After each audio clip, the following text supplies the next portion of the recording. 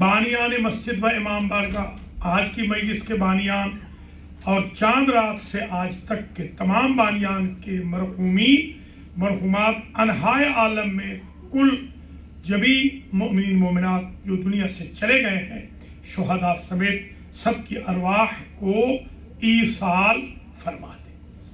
بسم اللہ الرحمن الرحیم، الحمدللہ رب العالمین، الرحمن الرحیم، مالک یوم الدین، ایاک نعبد و ایاک نستعین، اہدنا الصراط المستقیم، صراط الذین انعمت علیہم غیر المغضوب علیہم ولا الضالین۔ بسم اللہ الرحمن الرحیم، قل هو اللہ احد اللہ الصمد لم یلد ولم یولد ولم یکن له کفوا احد۔ بسم اللہ الرحمن الرحیم، قل هو اللہ احد اللہ الصمد لم یلد ولم یولد ولم یکن له کفوا احد۔ بسم اللہ الرحمن الرحیم، قل هو اللہ احد اللہ الصمد لم یلد ولم یولد ولم یکن له کفوا احد۔ اللہم صل علی محمد آل محمد۔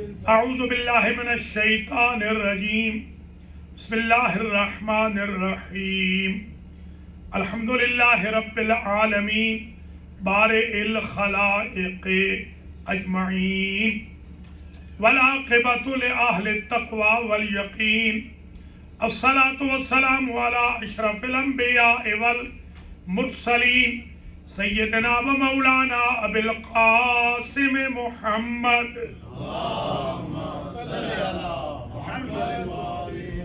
ثم الصلاة والسلام علی اہل بیتہ الطیبین، سیما بقیت اللہ الاعظم، ارواحنا لمقدمہ الفداء، عجل اللہ تعالی فرجہ الشریف، واللعن دائم علی اعدائهم اجمعین۔ اما بعد فقد قال الحق في المصحف الكريم، وما كان المؤمنون لينفروا كافة فلولا نفر من كل فرقة منهم طائفة ليتفقهوا في الدين ولينذروا قومهم إذا رجعوا إليهم لعلهم يحذرون۔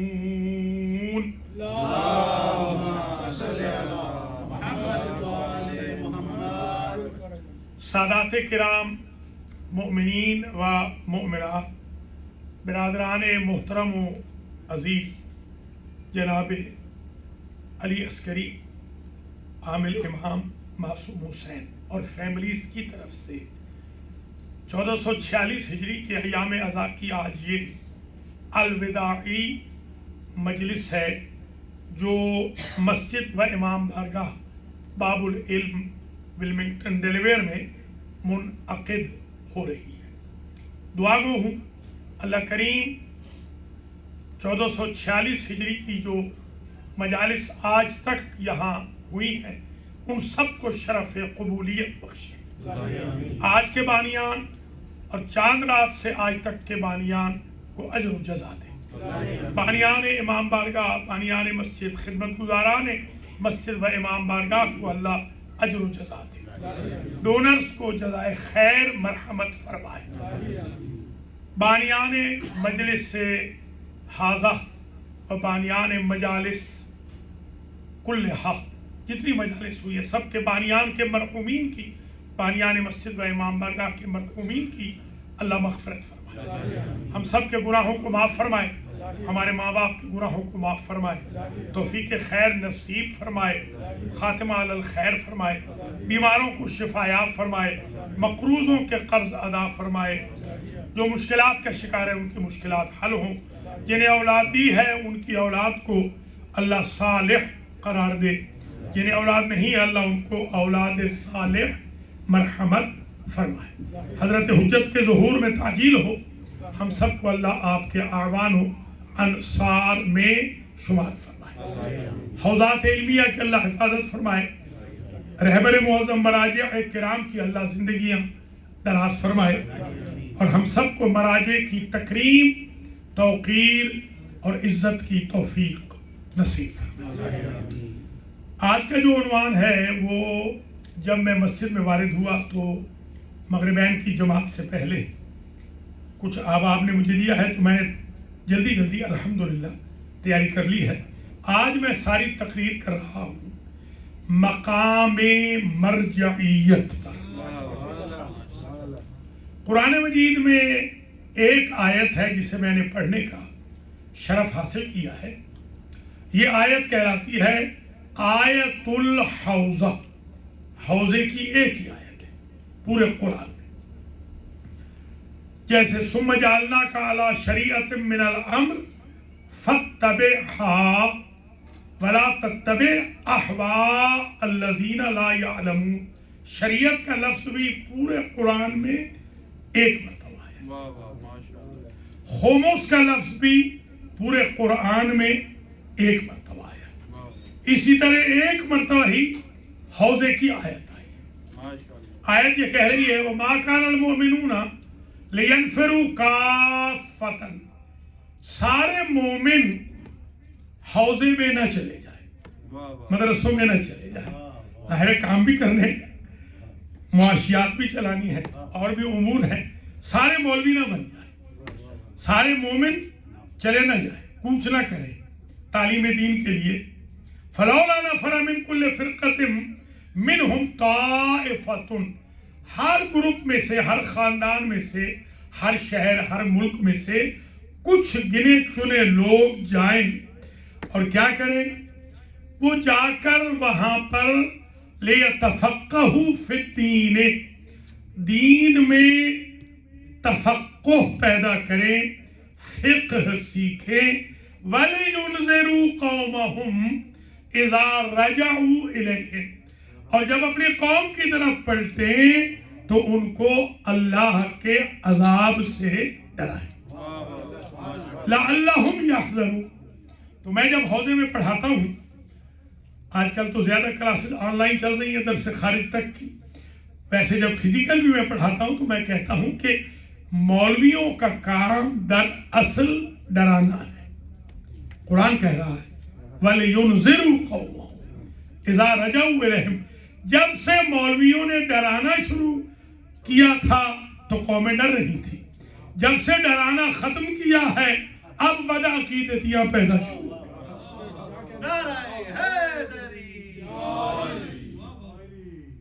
انما انت منذر، اے میرے حبیب آپ بھی ڈرانے والے ہیں، بشیر بھی ہیں حضور، نذیر بھی ہیں، مگر مولوی تو صرف نذیر ہے، ان کو تو ڈرانا چاہیے۔ لعلہم یحذرون، ممکن ہے ان کے ڈرانے سے لوگوں میں خوف خدا پیدا ہو جائے۔ یہ آیت الحوضہ کا ترجمہ ہے۔ آیات علم پڑھیں تو بہت زیادہ ہیں۔ یرفع اللہ الذین آمنوا منکم وأوتوا العلم درجات قل هل يستوی الذین یعلمون والذین لا یعلمون، اے میرے حبیب پوچھئے ان سے کہ کیا جاننے والے اور نہ جاننے والے برابر ہیں؟ دیکھیں آپ ڈاکٹر کو اور ڈسپینسر کو ایک کیٹیگری میں نہیں سمجھتے، مرجع کو اور ایک جاہل کو ایک کیٹیگری میں سمجھتے۔ یہ بہت بڑا ظلم ہے ہماری قوم کے ساتھ۔ اللہ فرما رہا ہے کہ ان کے درجات بلند کیے ہیں اللہ نے جو صاحبان علم ہوں اور اس سے پہلے مومن ہوں۔ مومن ہونا شرط ہے، صرف علم کافی ہوتا تو ابلیس شیطان نہ بنا ہوتا۔ اب اسی تناظر میں کیونکہ ہمارے 11ویں امام کے یہ دن بھی ہیں تو ذرا حدیث سن لیجیے۔ آپ فرماتے ہیں فَأَمَّا مَنْ كَانَ مِنَ الْفُقَهَاءِ صَائِنًا لِنَفْسِهِ حَافِظًا لِدِينِهِ مُخَالِفًا لِهَوَاهُ मुतीअन लिअम्र मौलाहु फलिल अवामे अन युक़ल्लिदू। फरमाते हैं हर फकीह की तकलीद नहीं करनी। पहली बात तो ये समझ में आ गई कि तकलीद करनी है फकीह की। ये इमाम फरमा रहे हैं, ये इमाम का इरशाद, 11वें इमाम का इरशाद गिरामी। तकलीद करनी है फकीह की, और हर फकीह की नहीं करनी। उसमें 4 सिफतें जरूरी है। अभी मैं उन 4 सिफतों को बयान करता हूं। पहले मैं ये अर्ज कर लूं कि अल फिक़्हु फिल लुगते अल फ़हमु। लुगत में फिक़्ह का माना है अंडरस्टैंडिंग। फकीह जो अंडरस्टैंडिंग वाला हो, ये लुगत में। इस्तिलाह में फिक़्ह अहकामे शरइया फरइया को अदिल्लत तफसीलिया के साथ इस्तिंबात और इस्तिदलाल करने का नाम फिक़्ह। यानी मैं मिसाल देता हूं, ये जो जवान है जरा मेहरबानी करें, ये इनको जरा जहन में रख लें। जैसे आज भी मैं मैरीलैंड में खिताब कर रहा था तो स्टूडेंट्स आए, उन्होंने कहा हमें ये चीज़ बड़ी पसंद है कि आप 1, 2, 3, 4 की तरह समझा देते हैं, वो दिमाग में बैठ जाती है। आप जरा सुन लीजिए, 12 उलूम है कुल अरब के 12 उलूम। आइए समझ लीजिए, 12 उलूम है।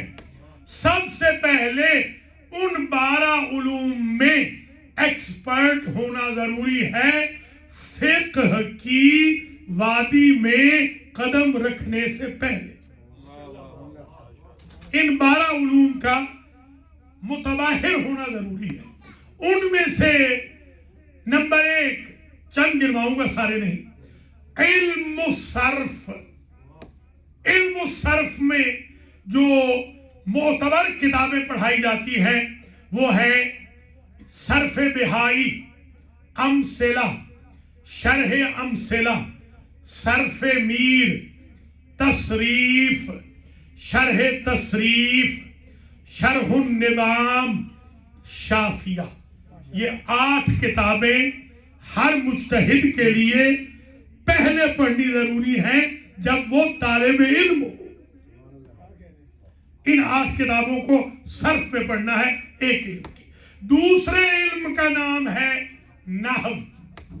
नहव मीर, अवामिल मुल्ला मोहसिन, अवामिल जुरजानी, हिदायतुन नहव, काफिया, सयूती, इब्ने अकील, मुग़निल लबीब।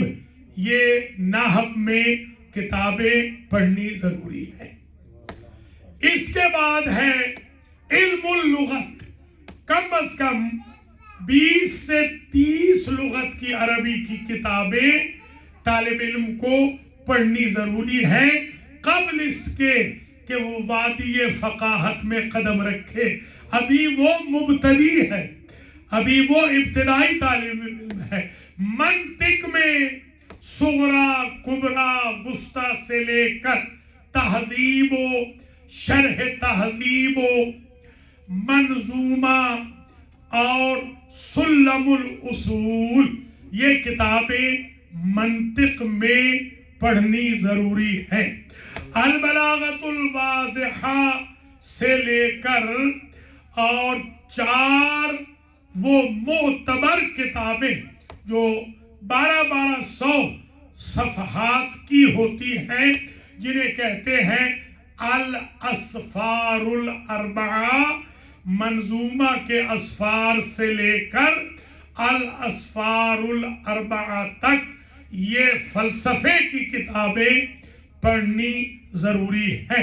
इसी तरीके से मानी व बयान एक इल्म है जो ये सिखाता है कि बड़े से गुफ्तगू कैसे करनी है, छोटे से शफकत कैसे करनी है। उस इल्म को हासिल करने के लिए भी मानी, बयान और बदी वो 3 पोर्शन पर है मुहीत। और उनमें सबसे जो मशहूर किताबें हैं मुख्तसरुल मानी और मुतव्वल। ان کو پڑھنا ضروری ہے۔ یہ جن کتابوں کے میں نام لے رہا ہوں، جن کے بارے میں آپ نے سوال کیا ہے کہ ٹیلی ویژن پر بیٹھ کر وہ مراجع کو برا بھلا کہتے ہیں، ان کو ان کتابوں کے نام اگر آ جائیں تو میں منہ مانگا انعام دینے کو تیار۔ یہ چند علوم میں نے آپ کی خدمات عالیہ میں عرض کیے۔ یہ مقدمتاً علوم ہیں جو انسان کم از کم 4 سے 5 سال میں ان علوم کو حاصل کرتا ہے۔ سائملٹینیسلی اب وہ تحریر الوسیلہ کو جو فقہ کی ہے، مراجع کے جتنے توضیح المسائل کے ایشوز ہیں، ان سب کو، یعنی ان ساری کتابوں کو جو مراجع کرام کی ہے، خواہ وہ منہاج الصالحین ہو یا سید کاظم یزدی کی کتب ہوں، ان سب کو ساتھ ساتھ وہ پڑھتا رہتا ہے، توضیح المسائل سے لے کر، اور پھر وہ آگے بڑھتا ہے اور وہ دیکھتا ہے کہ تبصرہ علامہ حلی کو پڑھتا ہے، پھر اس کے بعد شرائع کو پڑھتا ہے، پھر شرح لمع کو پڑھتا ہے، پھر کتاب المقاصد کو پڑھتا ہے۔ یہ فقہ کی کتابیں ہو گئیں اجتہاد کی وادی میں داخل ہونے سے پہلے۔ پھر ادھر جب اصول الفقہ کی کتابیں پڑھتا ہے جو فقہ کو سمجھانے کے لیے سیڑھیاں ہیں، تو ان میں مثال کے طور پر تحریر المعالم کو پڑھتا ہے، معالم الاصول کو پڑھتا ہے، جناب صدر کے 4 حلقات کو پڑھتا ہے، جناب مظفر کی 4 جلدوں کو پڑھتا ہے جو اصول الفقہ کے نام پہ ہیں، انصاری کی رسائل کو پڑھتا ہے، آخوند کی دونوں کفایتین کو پڑھتا ہے۔ یہ کتابیں پڑھنے کے ساتھ ساتھ علم الحدیث بھی پڑھتا رہتا ہے طالب علم۔ وہ جو حوزے میں گیا ہے، وہ جب علم الحدیث پڑھتا ہے تو علم الحدیث میں مثلا عربی کی 20 جلدیں ہیں وسائل الشیعہ کی، یہ لفظ بلفظ طالب علم کے لیے پڑھنی اور سمجھنی ضروری ہے۔ جواہر الکلام کی 41 جلدیں ہیں، یہ بھی حدیث کی، اسے پڑھنی ضروری ہے۔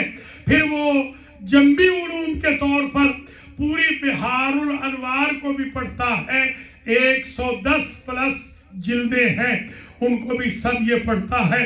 اور اس کے ساتھ ساتھ جتنی مراجع کی تقریرات ہیں، جناب شیخ مفید سے لے کر آج تک، ان تقریرات کو، ان دروس خارج کو، خواہ وہ اصول کے ہوں، خواہ وہ فقہ کے ہوں، ساتھ ساتھ وہ جنبی علوم کے طور پر پڑھتا رہتا ہے۔ اور اس کے ساتھ ساتھ دورہ حدیث کے ساتھ ساتھ بسم اللہ سے لے کے والناس تک کئی مرتبہ درس تفسیر قرآن بھی پڑھتا ہے، متبحر ہوتا ہے۔ یہ جتنی کتابوں کا میں نے ذکر کیا، یہ ساری نہیں ہے، کچھ کتابوں کا ذکر کیا ہے۔ جب کوئی یہ ساری کتابیں پڑھ لے اور یہ ساری کتابیں پڑھا لے اور درس خارج پڑھا لے تو وہ بنتا ہے آیت اللہ اور مجتہد۔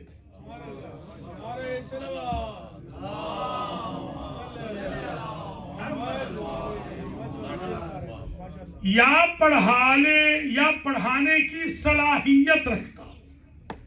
یہ اجتہاد بہت ٹفیسٹ جاب ہے، ٹفیسٹ، یہ مذاق نہیں ہے، یہ بہت ٹف جاب ہے۔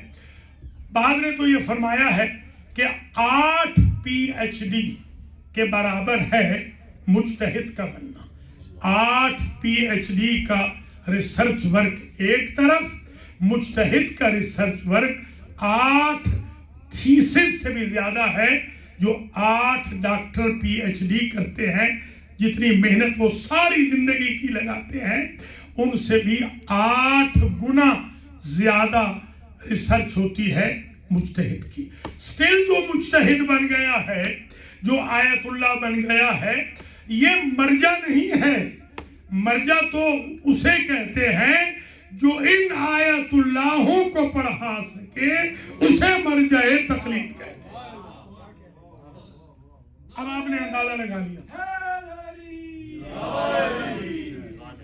اب یہ ملاحظہ فرمائیے کہ کچھ جو اعتراضات ہیں ان کو بھی ہم آج ڈسکس کر لیں، کیونکہ یہ آخری مجلس ہے، یہ ایک تھیسس بن جائے آج کی مجلس کا، اس امام بارگاہ کا، اس مسجد کا، تمام عالم کے لیے، شیعہ اور سنی بلکہ غیر مسلموں کے لیے بھی تھیسس ہو جائے، پتہ چل جائے کہ حوضے کا سسٹم کیا ہے، سیمینری کا سسٹم کیا ہے، آغاز کیسے ہوتا ہے، انجام کیسے ہوتا ہے، یہ درجے ہیں۔ آج کل تو درجہ بندی بالکل ختم ہو گئی ہے۔ جب بندہ 4 5 6 سال لگاتا ہے تو وہ مشکل ثقۃ الاسلام بنتا ہے۔ جب 7 8 سال لگا لے ثقۃ الاسلام والمسلمین بنتا ہے۔ جب 10 12 سال لگا لے تو حجت الاسلام بنتا ہے۔ جب 15 16 سال لگا لے تو حجت الاسلام والمسلمین بنتا ہے۔ جب 20 22 سال محنت کر لے تو تب جا کے آیت اللہ بنتا ہے، اور پھر 20 22 سال والوں کو ڈیکیڈز پڑھا لے تو آیت اللہ العظمیٰ مرجع تقلید مجتہد اعظم بنتا ہے۔ ہمارے لوگ یہ سمجھتے ہیں کہ شاید یہ کوئی تشرفاتی ٹائٹلز ہیں کہ جس کو چاہا آیت اللہ کہہ دیا۔ یہ بر صغیر کی طرح نہیں ہوتا۔ بر صغیر میں ہے جسے چاہا علامہ کہہ دیا۔ ایک علامہ صاحب تھے، وہ اتفاق سے جہاں سے ڈاکٹر صاحب ہیں اسی شہر سے، میں بھی ادھر سے وہاں سے آئے ہوئے تھے، تو مجھے بتایا گیا سب سے بڑا جو ہمارا سینٹر ہے، اب نام نہیں لے رہا ہوں، سب سے بڑا سینٹر آپ سمجھ جائیں گے، سب سے بڑے سینٹر میں انہوں نے محرم کا پہلا عشرہ پڑھا۔ تو اتفاق سے 13 محرم کو وہاں سینٹر کے بانی نے مجھے بھی بلایا، میں کہیں دور پڑھ رہا تھا، تو جب یہ ملے تو میں نے کہا ارے تم یہاں کیسے ہو؟ انہوں نے کہا میں تو علامہ بن گیا ہوں۔ میں نے کہا بھئی آپ تو الفابیٹس نہیں پڑھے مولویت کے۔ انہوں نے کہا میں نے تو یہاں عشرہ پڑھا ہے، پچھلے سال آپ نے پڑھا تھا، اس سال میں نے پڑھا۔ میں نے کہا وَعَلَى الْإِسْلَامِ السَّلَامُ، ایسے اسلام کی فاتحہ خوانی کر دی۔ اصل میں جو پرابلم ہے، جو اعتراضات ہو رہے ہیں، اس کی وجہ یہ ذرا سمجھ لیجیے، پورا اجتہاد کا سسٹم بتایا ہی نہیں گیا، ہم نے انفارم ہی نہیں کیا کہ مجتہد کون ہوتا ہے۔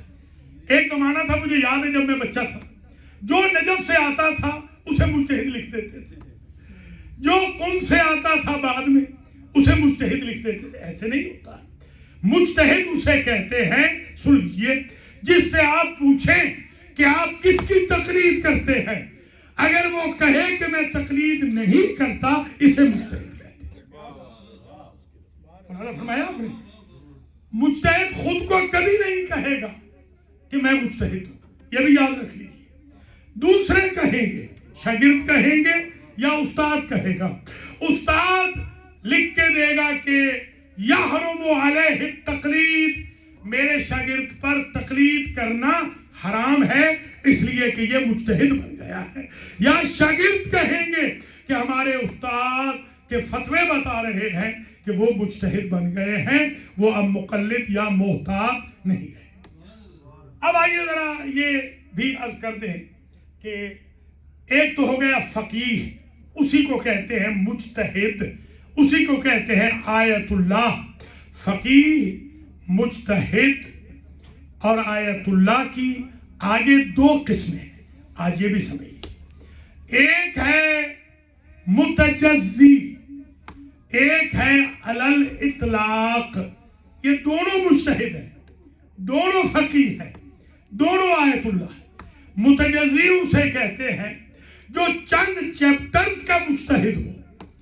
علی الاطلاق اسے کہتے ہیں جو 50 چیپٹرز آف فقہ کا مجتہد ہو، اس لیے کہ کل چیپٹر 50 ہے۔ آج نوٹ کر لیجئے، کل کتنے چیپٹر ہیں؟ 50۔ فقہ جعفریہ کے کل چیپٹرز 50 ہیں۔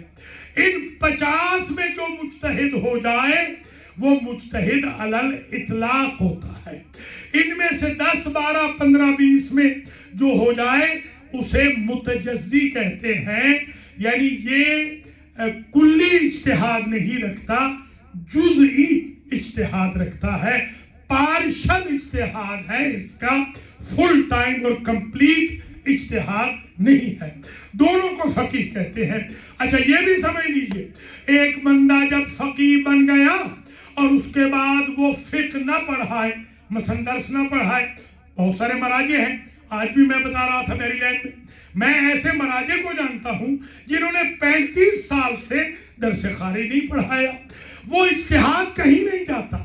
جب ایک شخص اجتہاد پر چلا جائے وہ اجتہاد جاتا نہیں ہے کہیں، اسے حضور ذہن رکھنا پڑتا ہے. اگر وہ بالکل چھوڑ دے نعوذ باللہ، یا اس کا حافظہ کام کرنا چھوڑ دے، تو وہ خود کہہ دیتا ہے کہ میرا حافظہ اب کام نہیں کر رہا، لہذا میرے فتوے پہ عمل نہ کیجیے. ابھی حال میں میرے بزرگ دوست ہیں آیت اللہ العظمیٰ آغائے حائری، انہوں نے باقاعدہ کربلا معلیٰ سے میسیج بھیجا، مجھے بھی میسیج بھیجا اور ساری دنیا کو میسیج بھیجا کہ آج کے بعد میرے مقلد سارے کے سارے آیت اللہ العظمیٰ خامنائی کی تقلید کر لیں، اس لیے کہ میں آج کے بعد اپنے آپ کو پیچھے کھینچ رہا ہوں، میری تقلید نہ کی جائے. تو یہ الگ بات، یہ بھی آنیسٹی ہے، یہ بھی دیانت ہے. ورنہ ہمارے علامہ کبھی کہیں گے کہ آپ ہمیں علامہ نہ کہیے.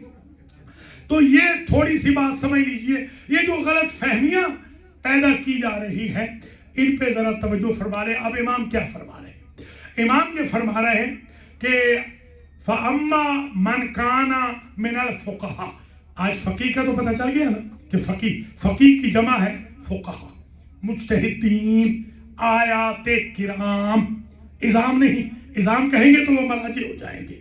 آیات کرام، جو بھی آیات کرام ہیں، مجتہدین ہیں، جو بھی متبحر ہیں، جو بھی فقہا ہیں، ہمارے امام فرما رہے ہیں ان میں 4 صفتیں دیکھو. من کان من الفقہاء سائلا لنفسہ، پہلی شرط یہ ہے کہ مجتہد اپنے نفس پر کنٹرول رکھتا ہو. یہ جیسے ہم بات پہ نہیں جھگڑ پڑتے، اگر مجتہد بات پہ جھگڑنے والا ہو تو اس کی تقلید جائز نہیں. سائلا لنفسہ، مال کے پیچھے نہ جائے، بکے نہیں، جھکے نہیں، کوئی اسے خرید نہ لے، زر زمین کی وجہ سے اپنا موقف نہ بدل دے، خوف کی وجہ سے اپنا موقف نہ بدل دے، جرأت میں میثم تمار ہو، وفا میں سلمان فارسی. سائلا لنفسہ، حافظا لدین، اپنے دین کا محافظ ہو، اپنے دین کی حفاظت کرے، دین فروش نہ ہو، دین کو بیچ نہ دے. بہت سارے میں نے مجتہد دیکھے ہیں کہ جنہوں نے باقاعدہ، جو کئی مملکتوں کے جاسوس بھی تھے، ہاں، اور بعد میں دین فروش ہو گئے. اب نام نہیں لیتا میں، میرا مناظرہ بھی ایک صاحب سے ہوا تھا اور میں نے اسی دن بتا دیا تھا اپنے دوست کو کہ یہ بندہ بہک گیا ہے. 10 سال کے بعد پتہ چلا کہ وہ سعودی عرب والوں کا ایجنٹ تھا قم کے اندر. ایسے بھی مجتہد ہیں، ایسے مجتہدین کی تقلید کا کوئی نہیں کہہ رہا. یاد رکھیے، مجتہد نہ معصوم ہے، نہ تالی تلو المعصوم ہے، یا نہ محفوظ عن الخطا ہے. اسی لیے مجتہد کی بیعت نہیں ہوتی، معصوم کی تقلید نہیں ہوتی. بیعت وہاں ہوتی ہے جہاں امکان خطا نہ ہو، تقلید وہاں ہوتی ہے جہاں خطا کا امکان.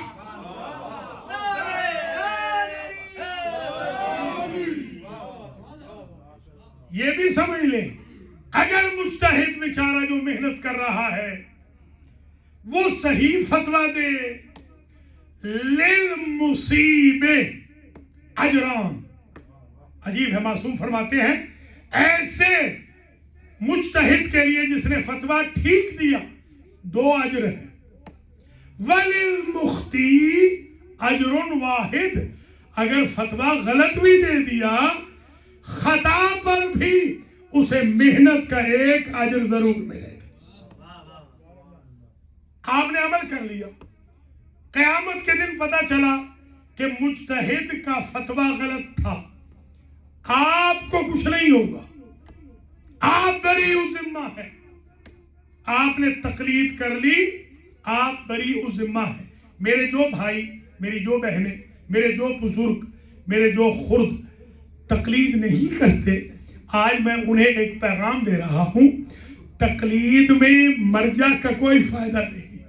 تقلید میں آپ کا اپنا فائدہ ہے. آپ کو 100% اپنے اعمال کی قبولیت کا یقین ہو جاتا ہے. اس لیے میرے لیے ایک فیور کیجئے، اگر آج تک آپ تقلید نہیں کرتے، آج سے میری اس تقریر کو سننے کے بعد تقلید شروع کر دیں. کیوں؟ اس لیے کہ امام کا ارشاد ہے.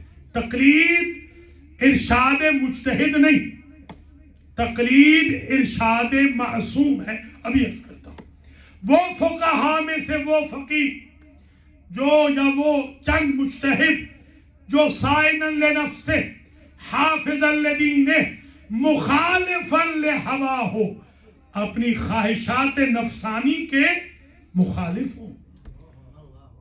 وہ اندر کی یہ خواہشیں جو ہماری خواہشیں ہوتی ہیں، یہ خواہشیں نہ رکھتے ہو کہ فلاں کو میں دیکھ لوں گا. آپ نے دیکھا نہیں، ایام عزا کا پورا سال انتظار کرتے ہیں، کوئی بات نہیں، آنے ایام عزا میں ان کو دیکھ لوں گا، میں اس کی مجلس کو ناکام بنا دوں گا، میں اس کے نوحن کو ناکام بنا دوں گا، میں نعرہ نہیں لگاؤں گا، میں روؤں گا نہیں، میں یہ نہیں کروں گا. یہ ہوائے نفس ہے، یہ مجتہد میں نہیں ہوتی.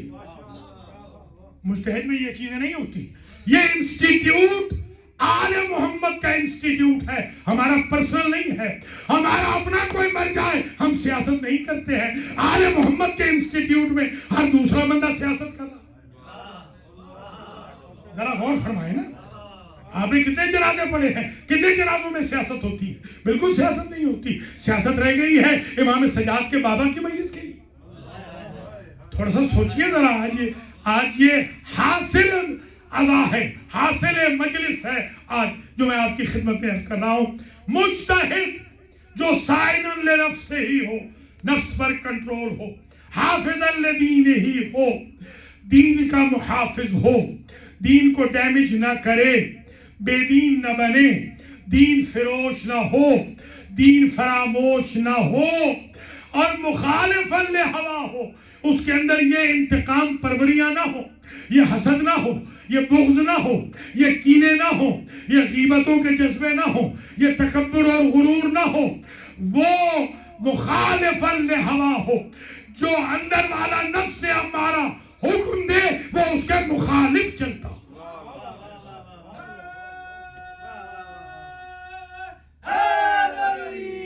مطیعا لامر مولا ہو، اور اپنے مولا کے، امام حسن عسکری کہہ رہے ہیں، اپنے مولا کے امر کا مطیع ہو، یعنی ولی الامر کے حکم کا مطیع ہو، امام زمانہ کے احکام کا مطیع ہو. یہ 4 صفتیں جس مجتہد میں پیدا ہو جائیں، فَلِلْعَوَامِ أَن يُقَلِّدُوهُ، عوام پر واجب ہے کہ ایسے مجتہد کی تقلید کریں.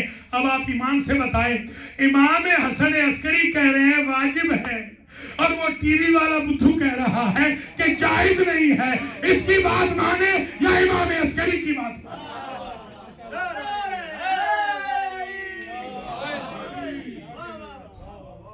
امام فرما رہے واجب ہے. اچھا، ایک محمد ابن محمد ہے، الاخر بڑا طویل ان کا سلسلہ ہے. انہوں نے محمد ابن عثمان کو، ابن سعید جانتے ہیں نا، عثمان ابن سعید، محمد ابن عثمان، حسین ابن رو، شیخ علی ساموری، یہ 4 نائب ہیں. یہ نائب ہیں امام زمانہ کے. یقین کیجئے، آج سمجھ لیجئے یہ بات انشاءاللہ آپ کو کام آئے گی. آج میں یوں سمجھ رہا ہوں میں قم کے حوضے میں طالب علموں کو پڑھا رہا ہوں. آج میں یوں تقریر کر رہا ہوں. یہ جو 4 ہیں نا، ان 4 میں سے کوئی بھی مولانا نہیں. آج سمجھ لیجئے، یہ سارے بزنس مین ہیں. تو نیابت امام منحصر نہیں ہے مولویوں میں. وہ 4 کے 4 نان مولوی، نہ وہ مجتہد ہیں، نہ وہ فقیہ ہیں، نہ وہ حوضے کے ہیں، نہ علامہ ہیں، نہ مولانا ہیں، وہ تو بزنس مین ہیں، اپنا کاروبار کرتے ہیں، مگر حجت ابن الحسن کی نظر پڑ گئی کہ یہ 4 سب سے زیادہ متقی ہیں، اس لیے انہوں نے 4 کو نائب بنایا۔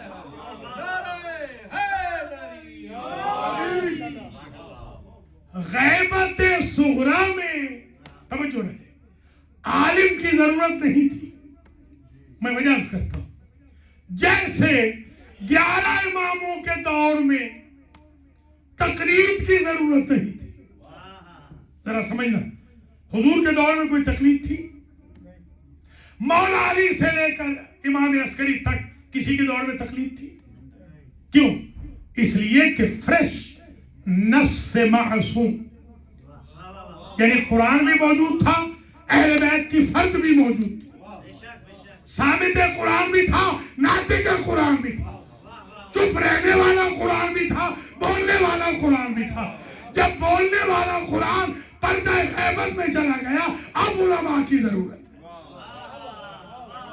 کوئی سمجھے اب ضرورت ہے ہمیں۔ اچھا میں یہ بھی بتا دوں، آج امام زمانہ آ جائے، آج اعلان ہو جائے کہ امام زمانہ آ گئے، جتنے مجتہد ہیں نجف، قم، پاکستان، انڈیا، دنیا بھر کے، بحرین، لبنان، شام وغیرہ کے سارے اجتہاد ہوگا، تقلید ختم ہو جائے گی، کیونکہ تقلید نام ہے مجبوری کا، اختیار میں بیعت ہے۔ جب بیعت ممکن نہ ہو تو تقلید کرنی ہے کہ فردا جب حضرت آ جائے تو تقلید کے ذریعے بیعت کے قابل ہو جائے۔ بیعت لائلٹی کو، وفا کو چیک کرنے کا پیمانہ ہے، تقلید پیمانہ ہے، بیعت کے لیے سیڑھی ہے۔ ہم ایسے ہو جائیں کہ کل امام علیہ السلام ہمیں خود چن لیں کہ ہاں تم ادھر آ جاؤ، تم نے زمانہ غیبت میں میرے بابا کے حکم پر چلتے ہوئے تقلید کی تھی نا، لہذا آ جاؤ، آج ہم بیعت کے لیے تمہیں بلا رہے ہیں۔ یہ دعائے عہد ہے نا، آج سے شروع کر دیں دعائے عہد۔ یہ یا رب النور والی، یہ دعائے عہد جو بندہ 40 دن پڑھ لے، 40 دن آج سے شروع کر دیں، صبح سے فجر کے بعد 40 دن جو پڑھ لے، ضروری ہے، مست ہے، مینڈیٹری ہے، واجب کے طور پہ ہے کہ حضرت حجت اسے اس دن بلا لیں گے جس دن ظہور ہوگا۔ یہ چیزیں مجالس میں بیان کرنے کی ضرورت ہے۔ ہم نے وہ چیزیں بیان کرنی شروع کر دی جو ہمارے فائدے میں نہیں ہیں۔ آل محمد کا انسٹیٹیوٹ ہے تو آل محمد کی پروموشن کے لیے یوز کیجئے نا، سیلف پروموشن کے لیے یوز نہ کیجئے، آل محمد کے لیے یوز کیجئے۔ تقلید حکم امام۔ اب یہ جو میں نے عرض کیا، بس میں زحمت ہے تمام کروں، 2-4 جملے چھوٹے چھوٹے اور لے گئے۔ ایک تو یہ کہ محمد ابن محمد نے محمد ابن عثمان ابن سعید کے ذریعے پیغام بھیجا، کہا کہ غیبت صغریٰ ہے تو اے محمد ابن عثمان، آپ میرے مولا و آقا سے مجھے یہ حکم لے دیجئے، یہی تقلید کی بابت تھا، تقلید کی بابت۔ تو امام علیہ السلام نے پہلے تو دعا دی، ارشدک اللہ، اللہ تجھے نیک بنائے۔ جس نے تقلید کا پوچھا، امام زمانہ نے لکھ کے دعا دی، ارشدک اللہ۔ میں تو ایک طالب علم ہوں، میں سمجھتا ہوں امام کی منشا پتہ چل گئی کہ جو تقلید کرنا چاہتا ہے میری نظر میں وہ نیک ہے۔ ارشدک اللہ وثبتک، اللہ تجھے دین پر ثابت قدم رکھے۔ تو نے یہ پوچھا ہے نا، اللہ تجھے رضی اللہ ہو، رضی اللہ، بعض میں غیب کی ضمیر ہے، بعض میں مخاطب کی ہے، رضی اللہ عنہ، یہاں غیب ہے، یعنی وہاں تک تو یہ جملہ تھا ان کے لیے۔ اب محمد ابن عثمان کے لیے ہے رضی اللہ عنہ و ابیہ قبل من قبل، اللہ راضی ہو گیا محمد ابن عثمان پر اور عثمان ابن سعید پر، میرے دونوں نائبوں پہ اللہ راضی ہو گیا۔ میں طالب علم تو سمجھ گیا ہوں جو بھی نائب امام ہے اللہ اس پہ راضی ہو گیا ہے، باقیوں پہ تو راضی ہوگا، ان پہ راضی ہو گیا۔ ان دونوں یعنی یہ دونوں پہ اللہ راضی ہو گئے۔ اور تم نے یہ جو پوچھا ہے کہ اگر نئے مسائل پیدا ہوں، اب دیکھیے امریکہ میں نت نئے مسائل پیدا ہو رہے ہیں۔ میں نے حضرت آیت اللہ العظمہ آغا حاج سید علی سیستانی دامت ظلہ کی خدمت میں خود بنفس نفیس میں نے عرض کیا تھا، آیت اللہ العظمہ آغا حافظ بشیر حسین کی خدمت میں مد ظلہ العالی، آیت اللہ العظمہ آغا شیخ فیاض اسحاق فیاض کی خدمت میں مد ظلہ العالی، میں نے خود تینوں مراجع کی خدمت میں نے خود عرض کیا کہ میں نے کہا قبلہ 50 تو تھی نا پہلے وسائل الشیعہ والی، 10 جو چیپٹر ہے نا وہ امریکہ کے لکھ لی، اب اجتہاد ہوگا 60، 50 تو وہ ہے نا پرانے، 10 تو ہمیں چاہیے، تلک عشرۃ کاملہ۔ ہمارے مسائل بہت زیادہ ہیں، مارگیج کے مسائل ہیں، سود کے مسائل ہیں، لون کے مسائل ہیں، بینکوں کے مسائل ہیں، ایکسٹرا۔ خیر بات بہت طویل نہ ہو، دامن وقت کوتاہ ہو رہا ہے، تو میں نے عرض کیا کہ سرکار نے فرمایا کہ ثبتک اللہ، پھر رضی اللہ عنہ وعن ابیہ وابیہ من قبل، اور پھر فرمایا وَأَمَّا الْحَوَادِثُ الْوَاقِعَةُ فَارْجِعُوا فِيهَا إِلَىٰ رُوَاةِ حَدِيثِنَا۔ اے محمد ابن محمد، اگر مشکل مسائل، نت نئے مسائل اگر تمہارے لیے پیدا ہوں تو رجوع کرنا ہماری حدیثوں کے کوٹ کرنے والے ہمارے علماء دین روات حدیث کی طرف۔ کیوں؟ فَإِنَّهُمْ حُجَّتِي عَلَيْكُمْ وَأَنَا حُجَّةُ اللَّهِ عَلَيْهِمْ، اس لیے کہ یہ مجتہد میری طرف سے تم پر حجت ہے اور میں اللہ کی طرف سے ان پر۔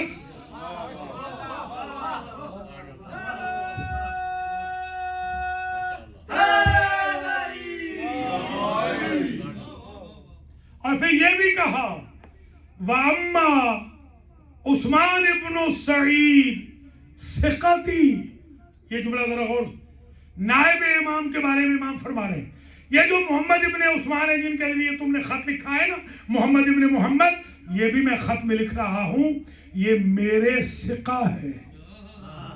کیا مقام ہے کہ غیر معصوم ہو کر بندہ معصوم کے لیے ثقہ بن جائے، یہ میرے ثقہ ہے۔ اور کتابہ کتابی، میں لکھوں یا یہ لکھیں، یہ لکھیں تو بھی سمجھو میں نے لکھا۔ آپ سمجھے ہیں کہ نائب امام کا مقام کیا ہوتا ہے، یعنی جو نائب امام آپ کے لیے کمانڈمنٹ دے رہے ہیں سمجھو حجت ابن الحسن دے رہے ہیں۔ اور پھر آخری بات عرض کریں، ایک قاعدہ لطف ہے، قاعدہ لطف، قاعدہ لطف یہ ہے کہ اگر سارے مجتہد خدا نخواستہ غلط ہو جائے، سوال تو پیدا ہوتا ہے، غیر معصوم تو ہے نہیں، غیر معصوم ہے، سب نے غلط فتویٰ دے دیا، تو لطفاً امام زمانہ پہ واجب ہے کہ ان میں سے ایک کو ملے یا میسج بھیجیں کہ تم سارے غلط جا رہے ہو تاکہ امت ساری گمراہ ہو جائے۔ اس کو کہتے ہیں قاعدہ لطف، لطفاً واجب ہے۔ اور مقام پتہ ہے مرجع کا مقام کیا ہے؟ جب شیخ مفید دنیا سے گئے، امام زمانہ نے خط لکھا، یہ توقیات ہیں، کبھی انشاءاللہ موقع ملا 10 مجالس اکٹھی کبھی پڑھی تو میں وہ 100 خط پڑھوں گا جو امام زمانہ کے خط ہیں، 100 خط ہے، 100 پلس. ایک خط کے صرف یہ سمجھ لیں 3 سلسلے سن لیجئے، بس اسی پر مجلس ختم ہو جائے گی. امام زمانہ علیہ السلام نے اپنے دست مبارک سے، دیکھیے لکھنا ہوتا ہے نا، یا تو قلم سے آپ لکھتے ہیں. ابھی آپ نے جب کہا اس عنوان پر، میں نے فوراً قلم منگوایا اور فوراً اپنے حافظے کو فریش کر کے تقریر لکھی. یا تو قلم سے آپ لکھتے ہیں یا ٹائپ کر لیتے ہیں آج کل آپ، یا اگر مٹی میں لکھنا ہو تو پھر آپ انگلی سے لکھتے ہیں، انگلی سے لکھیں گے آپ. تو سرکار نے اپنی انگشت مبارک سے شیخ مفید کی قبر پر 3 شعر لکھے. اور یہ مقام مرجع کے لیے آج آخری نقطہ ہے، اس سے آگے میں نہیں جاؤں گا. 3 شعر سن لیجیے. لا صوت النائی بفقد کانہو یوم علی آل الرسول عظیم. اے مفید، کاش تمہاری موت کی خبر ہم آل محمد کو نہ ملتی. جس دن تم مرے ہو وہ آل رسول کے لیے عظیم مصیبت کا دن تھا. وَإِن كُنْتَ قَدْ غُيِّبْتَ فِي جَلَسِ الثَّرَى فَالْعَدْلُ وَالتَّوْحِيدُ فِيكَ مُقِيمُ. اے مفید، آپ تو منو مٹی تلے دب گئے، مگر جس مشن کے لیے آپ نے عمر گزاری وہ آل محمد کے مذہب کا مشن مٹی تلے نہیں دبے گا، وہ قیامت تک زندہ و تابندہ رہے گا. عادل بھی زندہ رہے گا، توحید بھی زندہ رہے گی، آل محمد کے علوم بھی زندہ رہے گا. وَالْقَائِمُ الْمَهْدِي يَفْرَحُ كُلَّمَا طُلِيَتْ عَلَيْكَ مِنَ الدُّرُوسِ عُلُومُ. تمہیں کیا خبر مفید، تم تو قبر میں سو گئے، تمہیں کیا خبر تمہارا زمانے کا امام کتنا خوش ہوتا تھا جب تم علوم دین پڑھتے تھے اور پڑھاتے تھے. یہ ہے مقام مجتہد کا، مرجع کا یہ مقام ہے، یہ منزل ہے مرجع کی. اس لیے اگر کوئی بھی شخص، ٹی وی چینل تو کوئی بھی کھول سکتا ہے، آج کل تو آپ کو پتہ ہی ہے ٹی وی چینل کیا چیز ہے. کوئی بھی اگر ٹی وی چینل وغیرہ سے آپ کو خدا نہ خواستہ مسگائیڈ کرنے کی کوشش کرے، بالکل آپ اس کا بائیکاٹ کریں، اس لیے کہ ہمارے پاس وہی چینل صحیح ہوگا جو آل محمد کے چینل سے آئے گا. ہم کو یہ بد عقیدتیاں نہیں چاہیے، بد عملیاں نہیں چاہیے. آج میں نے یہ تھیسز آپ کی خدمت میں اپنی زندگی کا پورا نچوڑ پیش کر دیا ہے 50 منٹ کی. نعرہ صلوات.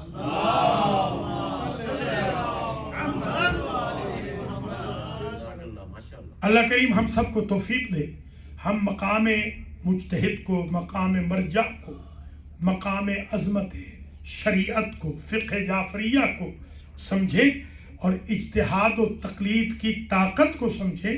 اگرچہ آپ کو پتہ ہے میں سیاسی بات نہیں کرتا ہوں، مگر بعض ایسی جو علوی سیاست ہوتی ہے، خدا کی قسم شام اور عراق ختم ہو گیا ہوتا اگر آپ کے مرجع آیت اللہ العظمیٰ سیستانی کا ایک فتویٰ نہ ہوتا. ایران تو تباہ ہو ہی چکا تھا، آپ کے مجتہد نے ہی بچایا ہے نا. ایران کو تو آپ کے مجتہد نے ہی بچایا ہے نا. یہ داعش کی حکومت جو 500 کلومیٹر پہ تھی، 5 جملے سیستانی نے کہے ہیں، 5 کے 500 کلومیٹر سے ان کا قبضہ ختم ہو گیا، علی ولی اللہ والوں کا قبضہ آ گیا. اسے طاقت مرجع کہتے ہیں.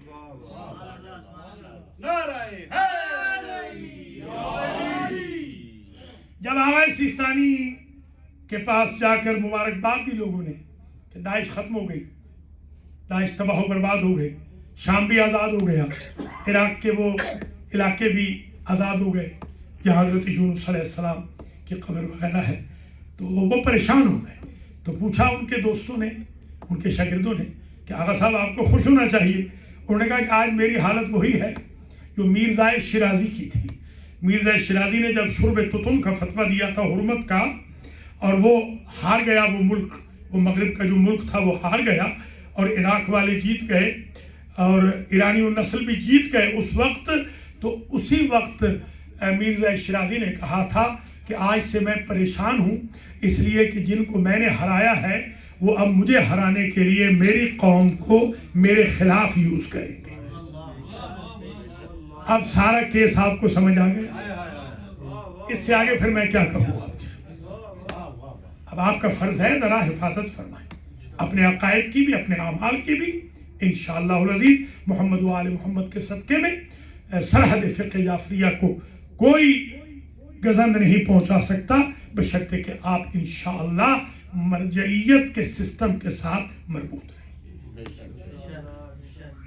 اور پھر آج ہم نے ان سیدانیوں کی غربت کا ذکر کرنا ہے جو اجڑ کے آئیں ایسی کہ بسنے کے قابل نہ رہی، ایسی اجڑی کہ بسنے کے قابل نہ رہی۔ جب گئے تھے 53 محمل تھے، واپس آئے تو کل 3 آئے۔ جب گئی تھیں 86 بیویاں تھیں، واپس کل 12 آئیں۔ جب گئے تھے 64 بچے تھے، واپس کل 5 آئے۔ جب مدینہ کے باہر پہنچے تو بی بی زینب نے کہا، بیٹا سجاد، ہم اتنے اجڑ کے آئے ہیں کہ ہم ڈائریکٹ روضہ رسول پہ جا نہیں سکیں گے، ہمیں سوچنا ہے کہ کیا بتانا ہے اور کیا نہیں بتانا۔ مصائب اتنے تھے، رشتہ دار بھی ملیں گے، جو قبروں میں ہیں ان کو بھی بتانا ہے، جو زندہ ہیں ان کو بھی بتانا ہے۔ ایک شب و روز باغ سلمان فارسی اور باغ شمعون کے بیچ میں ہے بیت الاحزان، وہاں رکے رہے۔ وہاں ایک جملہ بی بی نے کہا، بیٹا سجاد، آپ کے پھوپھا رئیس عرب ہیں اور غیور عرب ہیں عبداللہ، جب آپ کو ملیں گے نا، آپ نے ساری تفصیلات نہیں بتانی، وہ غیرت سے مر جائیں گے۔ انہیں بتا دینا کہ تمہارے بابا مارے گئے، بھائی مارے گئے، چچا مارے گئے، لاشوں پہ گھوڑے دوڑے، تمہارے چھوٹے بھائی بھی مارے گئے، سب بتا دینا۔ انہیں نہ بتانا میں 9 گھنٹے شرابی کے دربار میں کھڑی رہی۔ اللہ اکبر۔ قافلہ اندر آیا، بی بی ام کلثوم نے جیسے ہی نانا کا شہر دیکھا تو بی بی نے فرمایا، مدینہ تجدنا لا تقبلینا فبالحسرات والاحزان جئنا۔ نانا کا شہر ہمیں قبول نہ کر، ہم اجڑ کے آئے ہیں۔ خرجنا من کے بالاہلین جمعا رجعنا فیک لا بنات ولا بنینا۔ نانا کا شہر جب ہم گئے تھے ہمارا بھرا گھر تھا، جب ہم واپس آئے ہیں چھوٹے بچوں کو بھی واپس نہیں لائے، نہ سکینہ آئی نہ اصغر آئے، بچے راستے میں مرتے گئے۔ اللہ اکبر۔ 59 قبریں ہیں بچوں کی کربلا سے کوفہ تک، چھوٹی چھوٹی، جو پشت ہائے ناقہ سے گر کے مر گئے۔ بی بی وہی ذکر کر رہی ہے۔ جیسے ہی اندر آئیں تو امام سجاد نے کہا بشیر ابن جزلم کو کہ تمہارے باپ شاعر تھے، تم بھی شعر کہتے ہو؟ ہاں میں بھی شعر کہتا ہوں۔ کہا جاؤ مدینے والوں کو اطلاع دو کہ مدینہ کے وارث آ گئے۔ ایک مرتبہ اشعار میں اعلان کیا بشیر ابن جزلم نے، یا اہل یثرب لا مقام لکم قتل الحسین فادمعی مدرارو۔ اے مدینہ والو، ابھی تم زندہ ہو، جس شہر کا حسین جیسا بادشاہ نہ رہے، کیا وہ زندہ رہنے کے قابل ہے؟ کچھ تمہیں خبر ہے تمہارے حسین کے ساتھ کیا ہوا؟ والجسم منہ بکربلا مزرج والرأس منہ علی القناة یدہر۔ تمہارے حسین کا سر نو کے نیزہ پہ چڑھ گیا اور تمہارے حسین کا بدن تپتی ریتی پہ پڑا رہا۔ بہنیں دونوں آپس میں مشورہ کرتی ہیں، بہن ایک بہن تم کرنا، ایک میں کروں گی۔ پہلا بہن جو بی بی زینب نے کیا عجیب بہن تھا، نانا ہمیں پتھر مارنے والوں نے یہ بھی نہ سوچا، آخر ہم بھی تو کسی کی بیٹیاں ہیں۔ پھر ام کلثوم نے بہن کیا، نانا ابو سفیان کی بہو بیٹیاں اپنے اپنے محلوں میں برقوں میں ملبوس بیٹھی رہی، تیری بیٹی کی بیٹیاں کبھی کسی किसी दरबार में, कभी किसी बाजार में फिराई गई, और फिर बीबी ज़ैनब ने एक ऐसा बयान किया, ऐसे लगता है कि बीबी ऊंट से गिर गई। वो जुमला ये था, और कब्र रसूल की हिल गई। वो जुमला ये था, नाना अरब का दस्तूर है जब कोई परदेश जाता है अपने रिश्तेदारों के लिए तोहफे लाता है। नाना मैं शाम गई थी, आपकी उम्मत ने आपके लिए तोहफा दिया। ये कह के अली की बेटी ने आस्तीन को उलट दिया और उलट के कहा, नाना ये रस्सियों के निशान तेरी उम्मत का तोहफा है। फिर बीबी अंदर आई, तबरुकात वाले संदूक से हुसैन गरीब का खून भरा कुर्ता निकाला, कब्र पे रखा, कब्र हिल गई। बीबी कहती है, नाना अपने नवासा का एक कुर्ता देखकर कब्र हिल गई। मेरे सब्र का अंदाजा कर। मैं 70 कदम पे देखती रही, मेरा भाई ज़बा होता रहा। आपकी कोई बेटी अगर मुसाफरत पे गई हो, ज़ियारत पे, हज पे, किसी सफर पे, उसे रास्ते में 100 सोबत हो, वो आपको नहीं बताती, नाना को नहीं बताती, चचा को नहीं बताती, भाइयों को नहीं बताती, मगर जब अम्मा को मिलती है दास्ताने मसाइब खोल के रख देती है। जैसे ही बीबी ज़ैनब आई, अम्मा की कब्र पे गिर गई और एक मर्तबा का, अम्मा तेरा हुसैन न रहा, अम्मा तेरा गाजी न रहा, अम्मा तेरा अकबर गया, तेरा असगर गया, अम्मा मेरे मेहमान मारे गए, मेजबान मारे गए।